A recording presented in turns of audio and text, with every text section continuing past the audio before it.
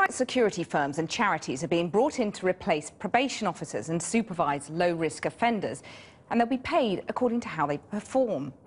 The unions say the move spells the end of a century-old service in England and Wales, and they believe the government's real aim is to cut costs.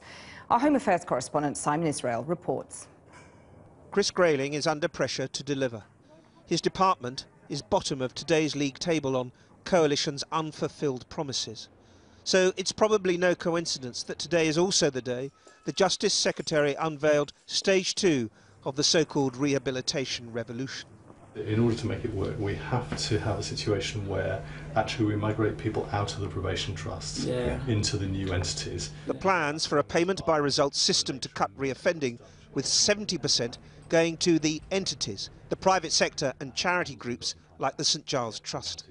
What a payment by results environment does is it creates a world in which innovation can flourish. And you're talking about people, mentors who sit at the heart of the system, working alongside an offender, making sure that the rehab course they started in prison carries on in the community, making sure they've got somewhere to live, making sure they're booked onto a training course. All too often now that just doesn't happen. And as a result, you've got people who don't get their lives back together again and return to a life of crime. Isn't this really just a rush to save money by 2015?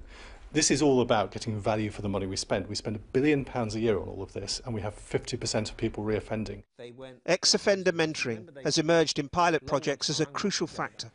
Wendy Rowley, a mother of 4, got an 8-year prison sentence for acting as a drug mule.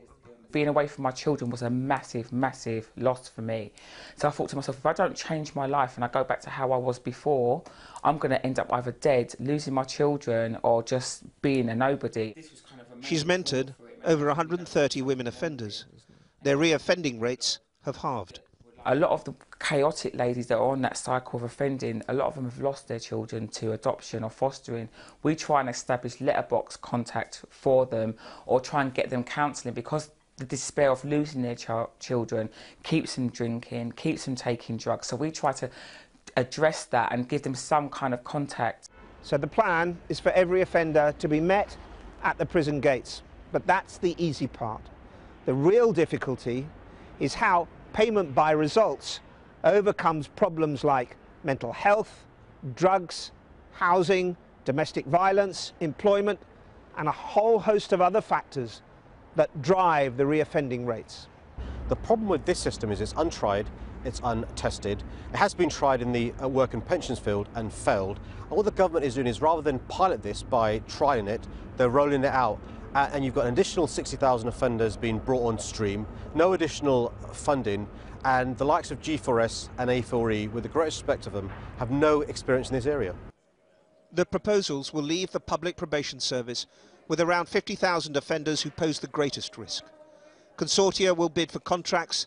The rollouts plan to start in 2015.